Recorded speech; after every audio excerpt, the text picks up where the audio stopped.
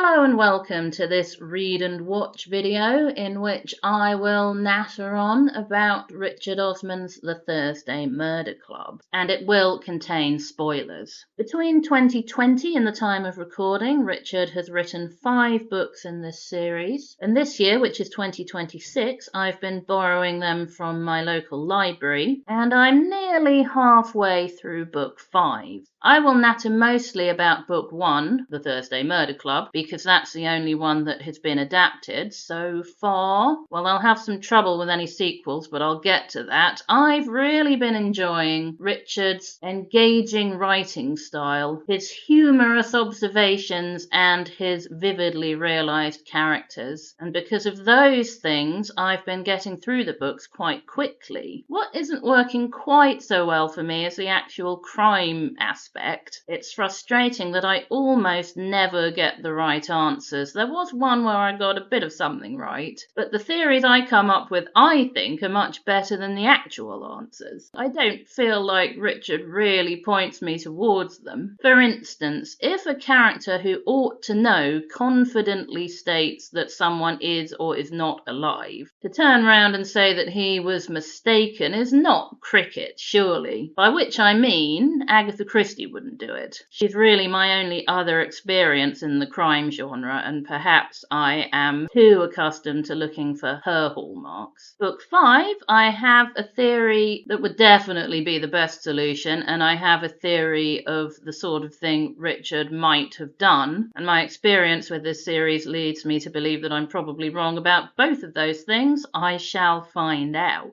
Nevertheless, I am, because of the writing style and the cast of characters, really enjoying the series, and I was thinking when I found out that it was going to be adapted, can you really do that? So much of what's enjoyable is in the style of writing. Surely they can't take Osman's trademark wit and charm and put it on the screen. I did think that what they could do is adapt the murder mystery itself to give us more clues and be, as I see it, more coherent. And I was sort of right on both those counts. When I saw the Netflix adaptation, hard as I try not to have expectations, it was better than I thought it would be. It was watchable. High praise. There is still plenty that I'm going to moan about. Starting with a small thing, couldn't they have all agreed between them on how everyone's name is pronounced? There are 3 names that people are pronouncing differently. There are, as is the way of the world, changes, which might be fine for an adaptation, embellishments, which I don't like for an adaptation because that's showboating, almost none of which I would swear to because I don't have my own copy of book 1 to check against. But I do know that they messed up big time by having Bogdan be arrested and charged for the murder of Tony Curran. And that's what I meant when I said they'd have a problem if they wanted to adapt the other books. Bogdan is one of the gang, and he's great. He can and he will do anything to help the Thursday Murder Club, from giving lifts to threatening people and stuff which is highly illegal, and Richard makes you feel it's the right thing for him to do this stuff, and you're kind of okay with him having murdered Tony. So are the Thursday Murder Club. But then one thing that happens in the adaptation is that they take away the really understandable reason. Actually, it's not coming over terribly well, is it? But anyway, Bogdan is so beautifully written, I thought you can't really capture that on the screen, surely. But then Henry Lloyd Hughes, the actor, has his own charm, is appealing in his own way, different from the book. And it's such a shame that they can't reasonably use him for more adaptations, but then how can they do the stories without him? And it's doubly a shame that it was Donna who arrested him. That is not what their relationship is supposed to be. Well, enough about Bogdan. It's overall, I think, a very strong cast, mostly engaging and appealing. There was one I really didn't like, but I'm not going to single that person out. The funny thing is that I've been, when reading, imagining Elizabeth as Celia Imrie, but Celia Imrie actually plays Joyce. And the reason that happened is that before I'd ever picked up any of the books, I saw a headline saying Celia Imrie cast in the Thursday Murder Club, and then I probably clicked not interested or something because I didn't really want to know anything about it until I'd read the books, and then I did, and I thought, oh, this must be who Celia Imrie's playing, Elizabeth. She's very suitable for this role because I'm used to seeing her as kind kind of feisty grandmothers. Not that Elizabeth is a grandmother, and older women. And I think I'd read at least 3 books before I found out that Helen Mirren plays Elizabeth. But both of them are very good, very versatile, and they play the roles very well. With Pierce Brosnan, again expectations crept in. I thought, well, he's not going to be convincing as the loud working class Cockney leftist campaigner, is he? And because Pierce Brosnan is such a good actor, I was only right about one of those things, Cockney. I'm not convinced by that, but I did enjoy him in the role of Ron. And Ben Kingsley as Ibrahim, I have absolutely no little stories or nitpicks. I thought he was excellent. And probably the best bits of acting they get to do are when the script takes the essence of the character and lets them interpret. Where they've really tried to use Richard's jokes and little quirks, it hasn't worked on at least one occasion, and I genuinely question, at some stage during writing or editing, was somebody too stupid to realise that in the interview room with Donna, the tape recorder is switched off the whole time and Joyce is just talking to it for fun? Or did they think the audience would be too stupid to understand that? Having it on in the first place, switching it off, Elizabeth saying, "It's turned off, Joyce." I mean, let the comedy breathe. I do think in this adaptation Joyce is overall too daft anyway. I don't get that from the books. I get quirky, not daft. But actually, I've gone off her a bit in the books. You know how characters get exaggerated over time. And by book 5, she has become, as a mother, the kind that you have no sympathy with. And I no longer think she and Joanna are as bad as each other. Which is a shame in a way, but at least her friendship with the Thursday Murder Club is still strong. Friendships in these books, I think, is a great strength of Richard's. And in the adaptation, when Ibrahim's making a speech at a funeral and mentions unlikely friendships, the close-up on Chris and Donna is rather meaningless. If you hadn't read the book, you might be like, really? I had read that book and most of the other ones, and I was like, yes, that comes over beautifully in the books, forming this mutually supportive working relationship and friendship. Lovely aspect of the books. In the adaptation, I didn't see it. So overall, I do like the books. I didn't really like the adaptation. Both have their pluses and minuses, but for me, they really are weighted very much one way or the other. Thank you very much for watching, and hopefully I'll see you on the next one. Bye bye.